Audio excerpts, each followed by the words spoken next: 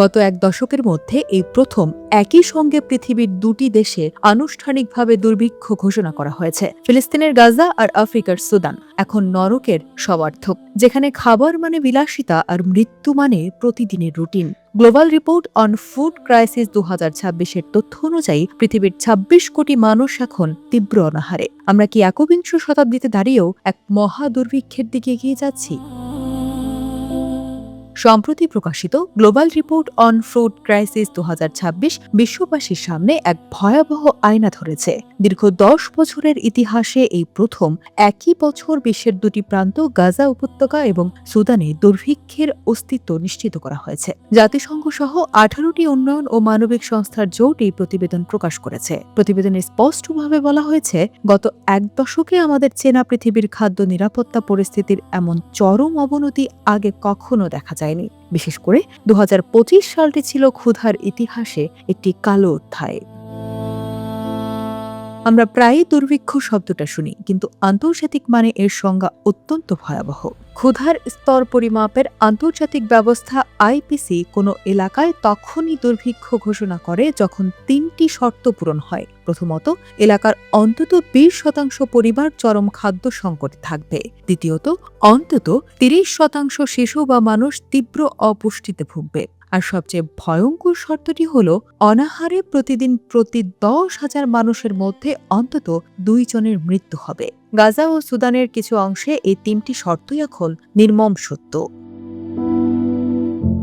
পরিসংখ্যানগুলো বুক কাঁপিয়ে দেওয়ার মতো। গাজা উপত্যকার প্রায় 32% মানুষ, অর্থাৎ 6,40,000-এরও বেশি মানুষ এখন সরাসরি দুর্ভিক্ষের পেটে। এটি বিশ্ব ইতিহাসে যে কোনো অঞ্চলের জন্য সর্বোচ্চ শতাংশের রেকর্ড। অন্যদিকে সুদানেও প্রায় একই সংখ্যক মানুষ চরম আকালের শিকার।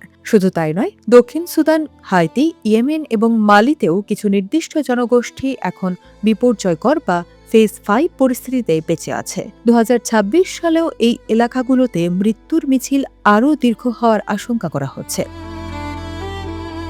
একটু পেছনের দিকে তাকালেই শিউরে উঠতে হয়। 2016 সালে বিশ্বে তীব্র ক্ষুধার্ত মানুষের হার ছিল 11.3%। মাত্র 9 বছরের ব্যবধানে 2025 সালে তা বেড়ে দাঁড়িয়েছে 22.9%। সংখ্যার হিসেবে 10,80,00,000 থেকে বেড়ে 26,60,00,000। যদিও 2023 সালে এই সংখ্যা 28 কোটি ছাড়িয়েছিল, কিন্তু বর্তমানের সংখ্যা কমেছে শুধু কিছু দেশ তালিকায় না থাকার কারণে। বাস্তবে মানুষের চাহিদা কমেনি। আজ বিশ্বের 32টি দেশে প্রায় 4 কোটি মানুষ জরুরি অবস্থা বা ইমার্জেন্সি লেভেলে টিকে থাকার লড়াই করছে। কেন এই বিংশ শতাব্দীতেও মানুষ না খেয়ে মরছে?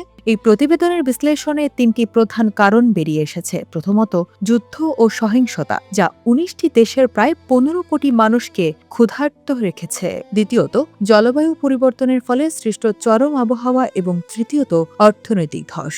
দুঃখজনক বাস্তবতা হল, যখন সাহায্যের সবচেয়ে বেশি প্রয়োজন, ঠিক তখনই বিশ্বজুড়ে মানবিক সহায়তার তহবিল কমে 2016 সালের স্তরে নেমে গেছে।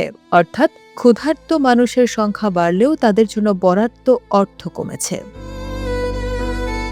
এই সংকটের সবচেয়ে বড় শিকার আমাদের শিশুরা। 23টি দেশে প্রায় 3.5 কোটি শিশু এখন তীব্র অপুষ্টিতে ভুগছে, যার মধ্যে একটি শিশুর অবস্থা এতই আশঙ্কাজনক যে কোনো সময় তাদের প্রাণহানি ঘটতে পারে। গত বছর যুদ্ধ ও ক্ষুধার তাড়নায় 8,51,00,000 মানুষ বাস্তুচ্যুত হয়েছে। 2026 সালের পূর্বাভাস বলছে, মধ্যপ্রাচ্যের সংখ্যা থামানো না গেলে বিশ্ব খাদ্য বাজারে বড় ধরনের বিপর্যয় আসবে। যদি আমরা ক্ষুধার এই কাঠামোগত কারণগুলো এখনই মোকাবিলা করতে না পারি, তবে 2026 সাল হবে আরও রক্তক্ষয়ী আর ক্ষুধার্ত।